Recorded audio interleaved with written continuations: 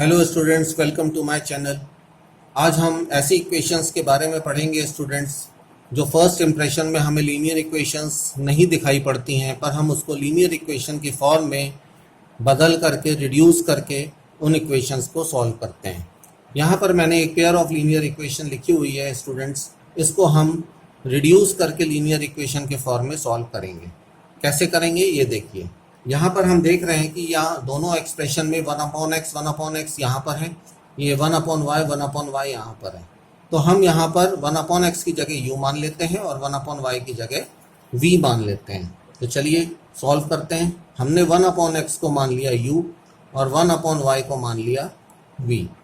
अब इससे हम जो ऊपर हमारी 1 और 2 इक्वेशन है इसको हम चेंज कर देते हैं। कैसे करेंगे? 1/x हमारा u है तो ये बन जाएगा हमारा u/2 माइनस 1/y की जगह v रखना है इज इक्वल टू -1। ये जो इक्वेशन दिख रही है ये सिंपल फॉर्म में नहीं है स्टूडेंट्स, तो हम इसको सिंपल फॉर्म में कन्वर्ट कर लेंगे। उसके लिए हमें इसको 2 से मल्टीप्लाई करना होगा, ये हम जानते हैं। तो इसके बाद इसको 2 से मल्टीप्लाई करेंगे तो ये हो जाएगा u minus 2v is equal to -2। इसको हम बोल सकते हैं इक्वेशन नंबर 3। अब इसी प्रकार से हम इक्वेशन नंबर 2 को चेंज कर लेंगे। 1/x की जगह हम u रख सकते हैं, चलिए u रख लिया। 1/y की जगह v रख सकते हैं, तो इक्वेशन हमारी बन गई v/2 इज इक्वल टू 8। अब इसको भी हम सिंपल फॉर्म में कन्वर्ट कर लेते हैं, तो ये बन जाएगा हमारा 2u plus v is equal to 16। ये हमारी इक्वेशन नंबर 4 हो गई।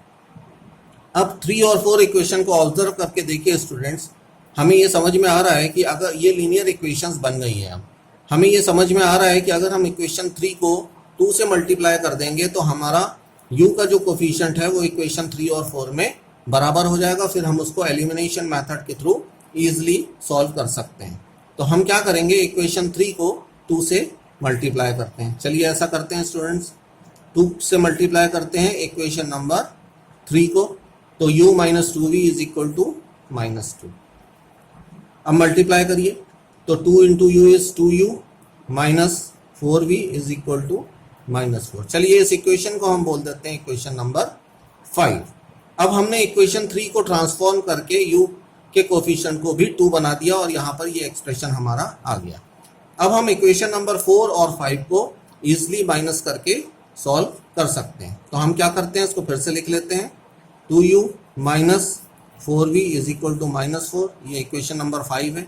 इक्वेशन नंबर 4 को हम फिर से लिख लेते हैं यहाँ पर, plus v is equal to 16, ये इक्वेशन नंबर 4 आपकी है। अब हम इसको सब्ट्रैक्ट करते हैं तो u के टर्म्स कैंसिल हो जाएंगे, तो ये खत्म होकर के 0 बन जाएगा। -4v this is minus, so this becomes 5v is equal to -4, ये -16 हो जाएगा, तो ये -20 हो जाएगा। तो v की वैल्यू यहाँ स्टूडेंट्स कितनी आ गई, -20 upon -5, minus minus gets cancel, this is 5 1s are 5, this is 5 4s are 20। So the value of v is 4। अब हमें जब v की वैल्यू पता चल गई तो अब हम किसी भी इक्वेशन में, हमें मालूम है कि हम किसी भी इक्वेशन में v इज इक्वल टू 4 रखेंगे तो हम u की वैल्यू इजिली निकाल सकते हैं। चलिए हम किसी भी इक्वेशन में रख के देखते हैं। चलिए हम इक्वेशन नंबर 4 में ही रख के देखते हैं। तो इक्वेशन नंबर 4 हमारी है 2u plus v is equal to 16। अब v की वैल्यू हम इसमें 4 रख दें तो ये बन जाएगी +4 प्लस v की वैल्यू 4 रख लीजिए is equal to 16। Then 2u is equal to 16 minus 4, so u is equal to 16 minus 4 is 12 divided by 2 is equal to 6। तो स्टूडेंट्स हमारे पास u की वैल्यू 6 आ गई और v की वैल्यू यहाँ हम लिख लेते हैं। u की वैल्यू हमारी 6 आ गई और v की वैल्यू हमारी 4 आ गई।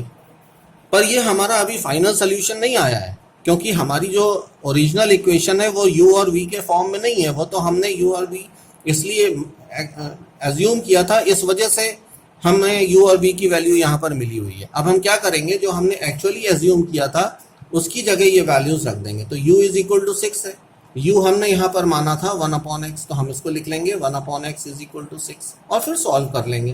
तो यहाँ से x की वैल्यू कितनी आ गई स्टूडेंट्स, 1/6 आ गई। इसी प्रकार से v इज इक्वल टू 4 है यहाँ पर।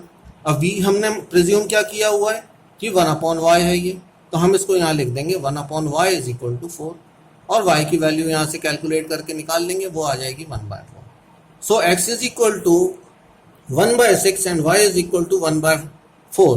This is the solution of this equation. So this is how this type of equation is solved. इस प्रकार से इस प्रकार equation solve करी जाती हैं स्टूडेंट्स, जिसमें हम u और v assume करते हैं और उसके बाद equation को किसी भी मेथड से solve करके आंसर निकालते हैं। तो ये तो एक सिंपल equation थी। नेक्स्ट वीडियो में मैं आपको इससे भी थोड़ी सी एक डिफिकल्ट स्टेप का एग्जाम्पल समझाऊंगा और आप और भी बहुत प्रैक्टिस करिएगा इसकी, then only you will be able to practice more and more. Thank you students, आपको अच्छा लगा होगा और अगर आपको ये चीज़ समझ में आई है तो प्लीज़ मेरे इस चैनल को सब्सक्राइब अवश्य करें। Thank you.